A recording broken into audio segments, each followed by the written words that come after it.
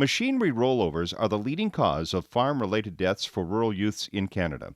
Over 45% of farm machinery rollovers involve ATVs.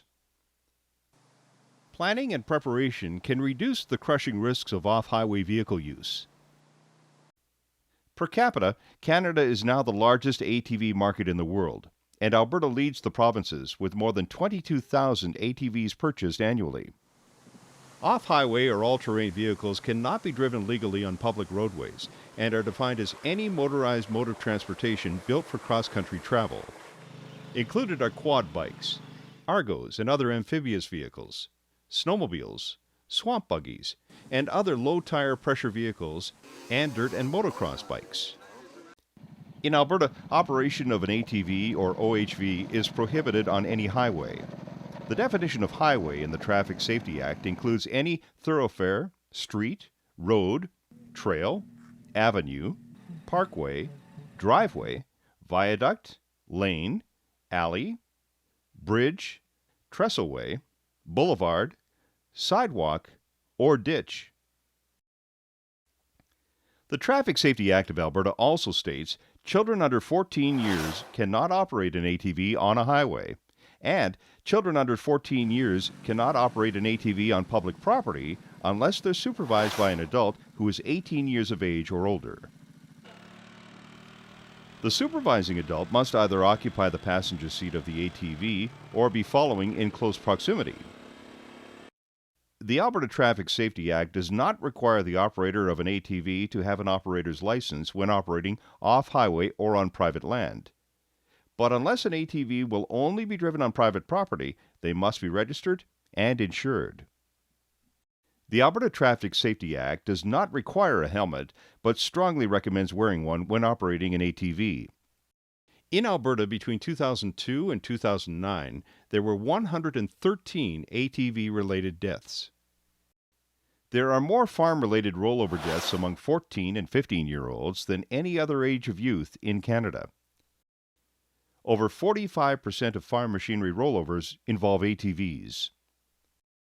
My parents were out of town, so I had a couple of friends over. We were just hanging out at my house and we got bored. We decided it would be a good idea to go quadding and fit 3 on one quad and 2 on the other.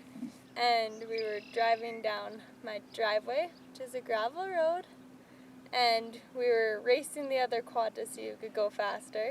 And so I went to go turn the quad, but we were going way too fast.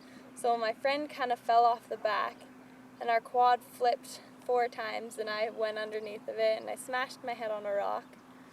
And after I had hit my head on the rock, I was unconscious for, he said it was about a minute. And then I finally came to it, and we got back on the quad, and he drove me back to our house. And my parents were gone, so we were all like, okay, keep it a secret, don't tell anyone. And so we didn't tell anyone, it was just kind of our little secret. And I just had really bad migraines, and I had a little bit of a cut on the back of my head that was bleeding, but other than that, we were pretty scratch-free. We were just a little bit bruised up, but nothing too serious, nothing that my parents would know, oh, what happened, you got into a big accident or something. So we thought we were completely safe, other than the quad was a little bit banged up, so I went and hid it in the shed. Then 3 days later, I passed out, fainted, walking into my bedroom, and I couldn't see straight, and everything was kind of white with black dots on it. And so my parents were freaking out, and they were like, what happened? And so I told them that I crashed the quad a couple days ago and that I'd had really bad migraines. So they took me to the hospital. And when I got to the hospital, the doctor said that you probably have internal bleeding inside your brain. So they were all freaking out because they said that internal bleeding usually doesn't happen until within 3 to couple days after your accident. So I'm like, great. And my head was all getting swollen in the one back spot where I'd cut it. So when we got to the hospital, they put me in an ambulance and rushed me to Lethbridge, telling me that they were probably going to have to airlift me to Calgary and do surgery. So I was freaking out. Why are ATVs involved in so many serious injury and fatality incidents? ATVs weigh between 70 and 370 kilograms, making them 7 to 8 times heavier than most youth. ATVs are powerful machines with engines of over 900 cc's now available and towing capacities of over 600 kilograms. An ATV can travel up to 125 kilometers an hour. Alberta does not have a training program requirement, but if you are going to operate a vehicle that can travel over 100 kilometers an hour, doesn't it just make sense to get some training? Most ATV-related injuries and fatalities are due to drivers not having proper training or using machines too powerful for them. The average ATV tire pressure is between 2 and 6 psi. These tires are made to grip dirt. ATV tires lose traction on gravel surfaces and have too much traction on paved surfaces, making them hard to steer and easy to lose control. When a person rides an ATV, they use their weight for balance and control of the vehicle. With an extra rider, even a subtle shift in weight by their passenger may make it more difficult for the driver to maintain control. Young ATV operators should avoid carrying extra riders, even if their machine is built with passenger capabilities. An ATV has maximum control when all of its wheels are in contact with the ground. Jumps, wheelies, and other stunts mean that fate, not the driver, is in control. Anyone operating an ATV should take a training course to learn critical skills like how to start and stop, how to avoid obstacles, and how to handle slopes, hills, and drop-offs.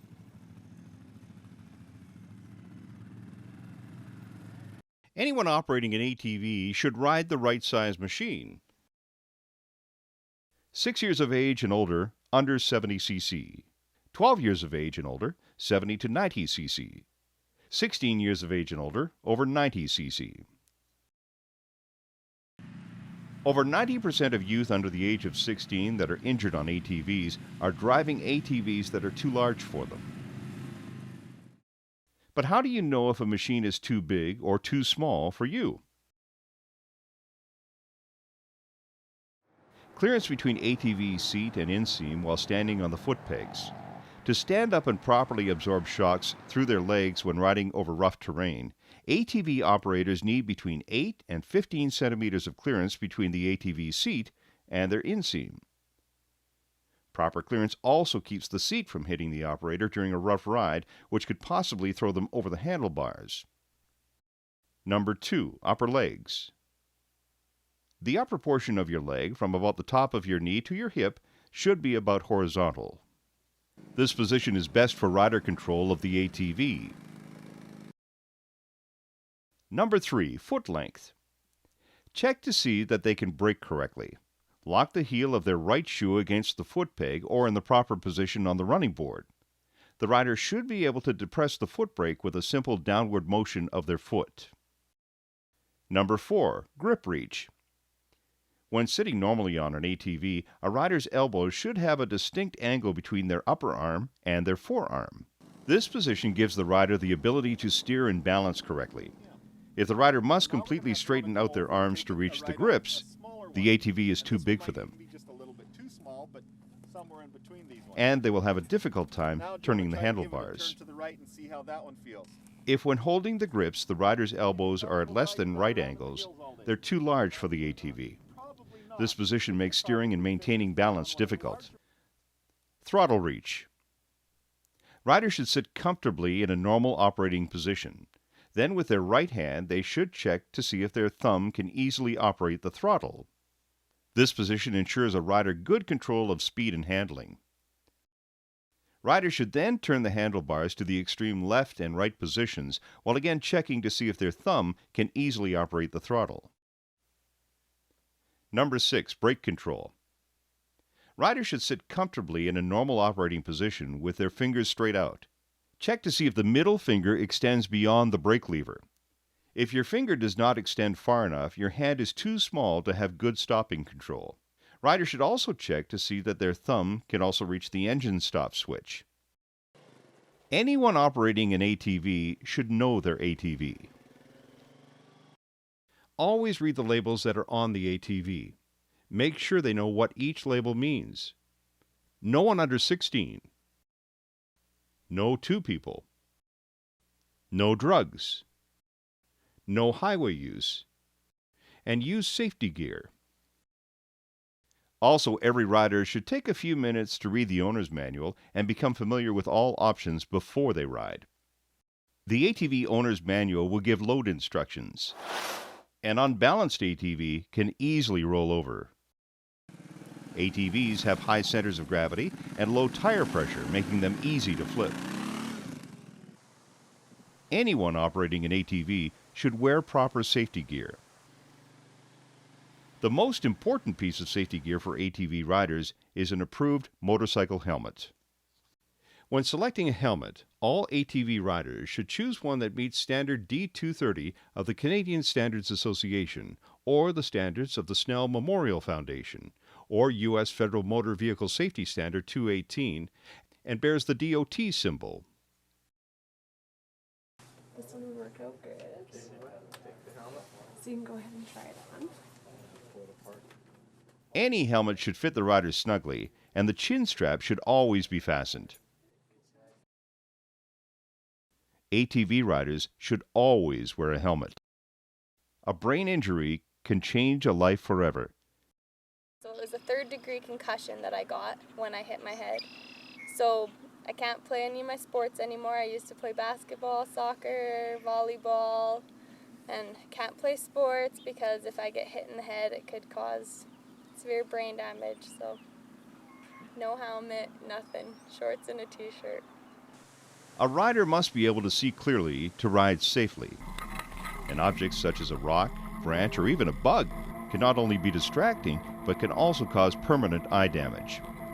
Regular prescription glasses or sunglasses do not provide an ATV rider with adequate eye protection. A face shield or goggles will protect a rider and should be shatterproof and free from scratches. Securely fastened and well ventilated to prevent fogging.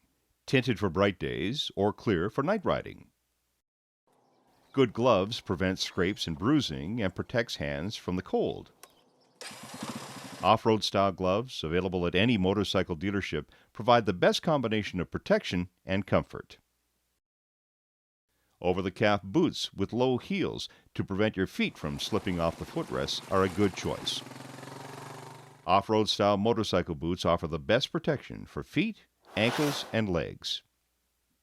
Riders can protect their skin from scratches and punctures by wearing long-sleeve shirts and long pants. Off-road riding gear such as off-road pants with built-in knee pads. Or an off-road jersey with chest and shoulder protection provides additional protection. ATV riders can be ready for action, look good, and still be well protected. Anyone operating an ATV should know the terrain.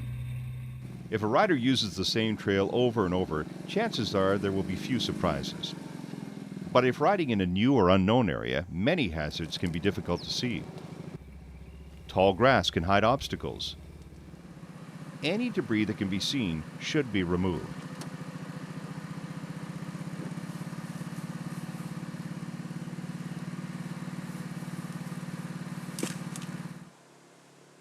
Some obstacles are easier to see, but a rider on a new trail should still be on the lookout for logs, drop-offs, steep slopes, large rocks, uneven surfaces, and other potential hazards.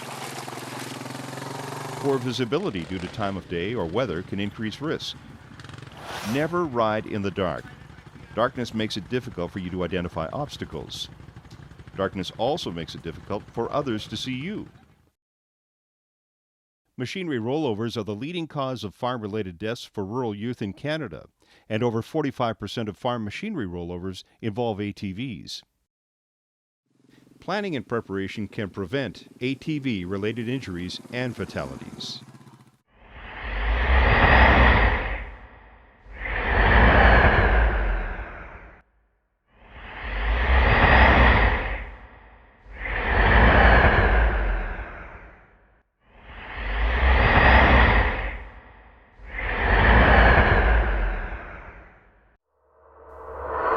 Don't be a statistic.